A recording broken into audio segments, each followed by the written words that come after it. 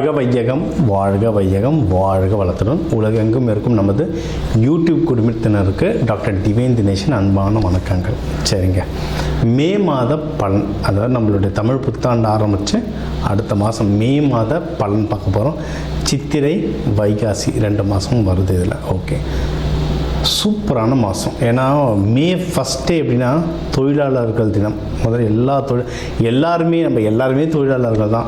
House ஒய்ஃபாக இருந்தால் கூட வீட்டில் அவங்களுக்கு தான் வேலை ஜாஸ்தி. அதனால் எல்லாருக்கும் ஃபஸ்ட்டு தொழிலாளர் தினம் வாழ்த்துக்கள். 1. 2வது கள்ளழகர் ஆற்றில் எழுந்தருள்றது பெருமாள், அவருக்கான நல்ல விசேஷ நாள் மே 1.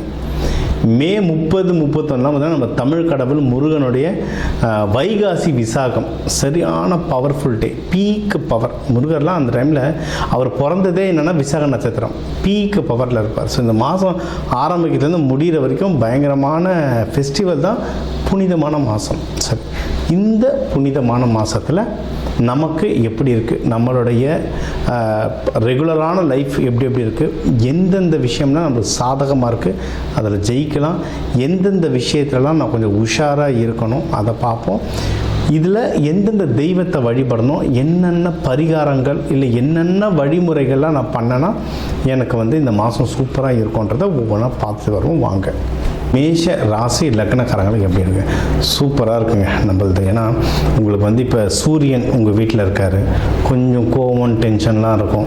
அடுத்த மாதம்லாம் சூரியன் மூவ் ஆகிடுவார்.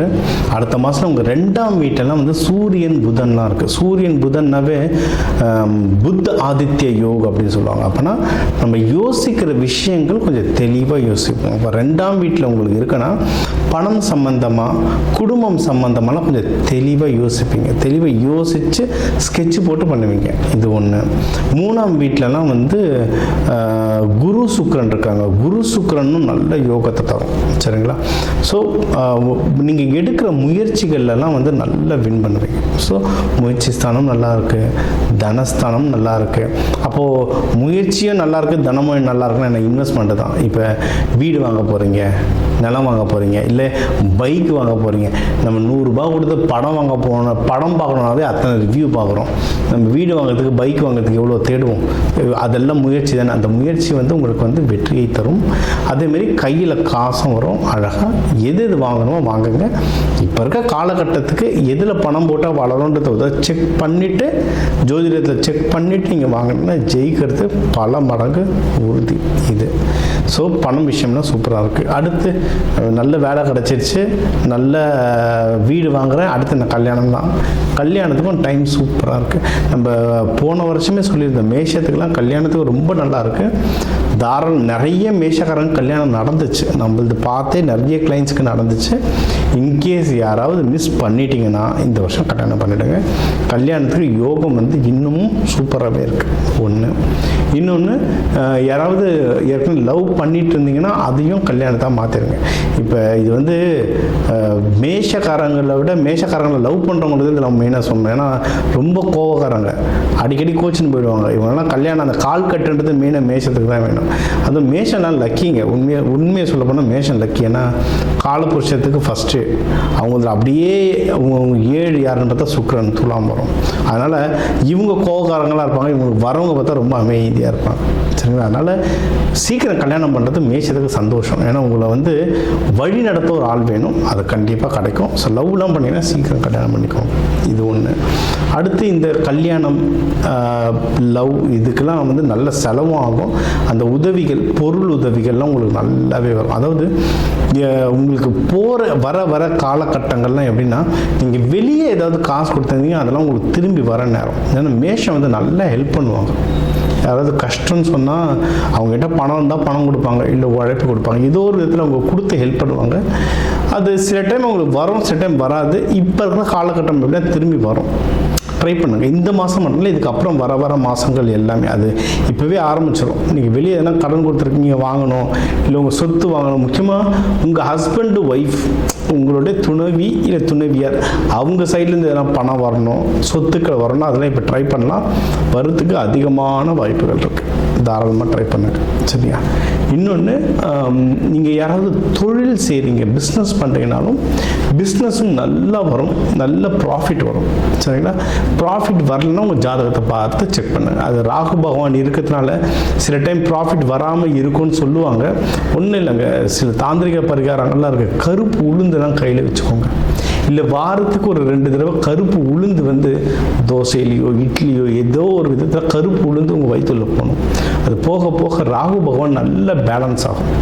ஒன்று தெய்வமாக பார்க்கலாம், இன்னொன்று கிரகமாக பார்க்கலாம். கிரகமாக பார்த்தீங்கன்னா அந்த சில வீட்டிலையே நம்ம கிச்சன்லேயே நிறைய தானியங்கள் இருக்குது.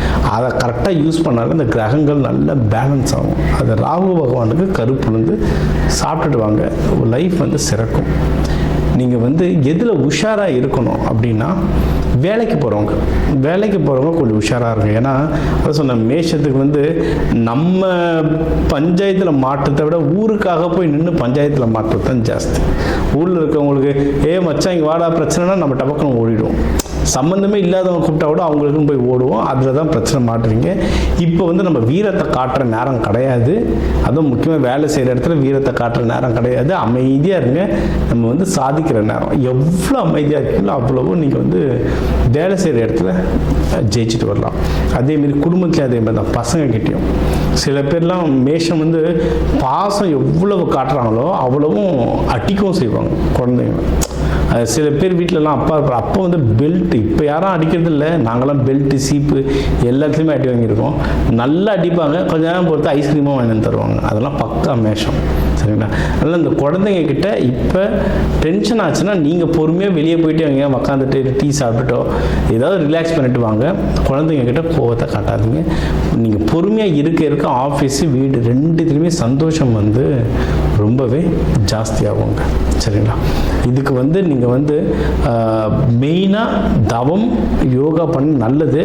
நம்ம மேஷம் அவ்வளோ சீக்கிரம் உட்கார மாட்டோம். தவம் பண்ணுறதுலாம் 5 நிமிஷத்துக்கு மேலே ஒரு இடம் உட்கார மாட்டோம். ஆக்டிவிட்டி பண்ணுங்க. இப்போ அதை சொன்னேன். இப்போ முருகன் கோயிலில் இப்போ நிறைய பேர் கேட்பாங்க, முருகன் வந்து பால் குடம் எடுக்க சொன்னாரா, வேல் குத்த சொன்னாரான்லாம் கேட்பாங்க. என்னென்னா எல்லா ராசிக்காரங்களும் வருவாங்க முருகன் கோயிலுக்கு. எல்லாரையும் பஜனை பாட சொன்னால் பாட மாட்டாங்க. சில பேருக்கு மிதுன ராசியாக இருந்தால் பஜனை பாட பிடிக்கும், கும்பராசியாக இருந்து தவம் பண்ண பிடிக்கும். மேஷத்துக்குலாம் எப்படின்னா பால் குடம் தூக்குறது, பாத யாத்திரை போகிறது, வேல் குத்துறது, ஆக்டிவிட்டி. அவங்களுக்கு எனர்ஜி ஜாஸ்தியாக இருக்கும். உடம்புல வந்து எனர்ஜி, ஏதாவது ஒரு ஆக்டிவிட்டி பண்ணணுன்றது எனர்ஜி ஜாஸ்தியாக இருக்கும். ஸோ நீங்கள் வந்து மலை ஏறுங்க. மலை மேலே இருக்கும்போது குன்று இருக்கும் இடமெல்லாம் குமரன் இருப்பார். எங்கெங்கெல்லாம் மலை மேலே இருக்கும் பாத யாத்திரையை நடங்க, மலை மேலே ஏறுங்க. இல்லை கொஞ்சம் தூரத்துலேருந்து ஒரு 2 கிலோமீட்டருக்கு முன்னாடி இப்போ நான் கிரிவலம்லாம் போனேன்னா கோவில் கிட்டலாம் இல்லை, ரொம்ப இப்போலாம் பஸ் ஸ்டாண்ட்லேயே தூரமாகிடுச்சு பஸ் ஸ்டாண்டு. அங்கேருந்து ஆட்டோலாம் அப்படி கொண்டு நடந்தே போயிடுவேன். எப்படியும் அங்கே போய் நடக்க தான் போகிறோம், இங்கேருந்து நடப்போமேனு ஆரம்பிச்சிடுவேன். அந்தமாதிரி கோவிலுக்கு முன்னாடி இறங்கிட்டு நடங்க.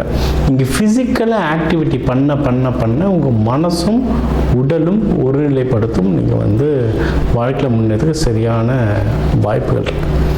தெய்வ வழிபாடு அப்படின்னு கேட்டிங்கன்னா முருகர் தான். முருகர், வள்ளி தேவானி, இவங்க துர்க்கை அம்மன் இருக்காங்க. செவ்வாய்க்கிழமை செவ்வாய் வரையில தீபம் போட்டு அரளிப்பூ கொடுத்து தீபம் போட்டு வேண்டிட்டு வாங்க. வைகாசி விசாகம் வருது. இந்த ஃபங்க்ஷனை தவற விடாமல் கண்டிப்பாக போயிட்டு முருகனை போயிட்டு வேண்டிட்டு வாங்க. அந்த கோவிலில் பக்கத்தில் எந்த முருகன் கோயில் இருக்கோ அந்த முருகன் கோயிலில் போய் வேண்டிட்டு வாங்க. சூப்பராக அமையும் இந்த மாதம். ஸோ இப்போ வந்து உங்கள் ராசிக்கு வந்து முக்கியமான தகவல் எல்லாமே பார்த்தோம். என்னென்ன ஓவராலாக எப்படி இருக்கும், பணம் எப்படி வரும், கடன் வாங்கலாமா வாங்கக்கூடாதா, வேலையில் முன்னேற்றம் எப்படி இருக்கும், தொழில் முன்னேற்றம் எப்படி இருக்கும், யாருக்கு கல்யாணம் நடக்கும் நடக்காது, என்ன பண்ணால் கல்யாணம் நடக்கும், மகப்பேறு பற்றி, உடல்நிலை, இந்த கோர்ட்டு கேஸு, சண்டை சச்சரவு எல்லாம் ஒரு வாழ்க்கையில் வர முக்கியமான பிரச்சனைகள், முக்கியமான விஷயங்கள் எல்லாத்தையும் பார்த்துட்டோம். இப்போ நம்ம உலகத்தில் பார்த்திங்கன்னா ஒரு 12 கோடி தமிழர்களாவது இருப்பாங்க. ஒரு ராசி ஒரு கோடின்னு எடுத்தாலும் அவ்வளோ பேருக்கும் நம்ம வந்து பொது பலன் சொல்லியிருக்கோம். கைரேகை மாதிரி ஒவ்வொருத்தருக்கும் அவங்களுடைய சார்ட் ஜோதிடம் வந்து அவங்களுக்கு மாறும். சரிங்களா?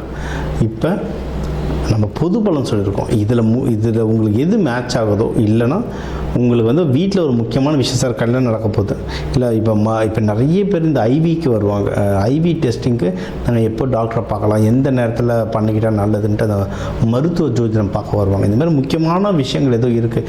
வீடு வாங்க போகிறேன், டிராக்டர் வாங்க போகிறேன், அந்த மாதிரி முக்கியமான விஷயம் இருக்குன்னா என் நம்பர் இருக்குது, கன்சல்ட்டிங் எடுத்துக்கோங்க. அதை வந்து கிளியராக பார்த்து சொல்லலாம்.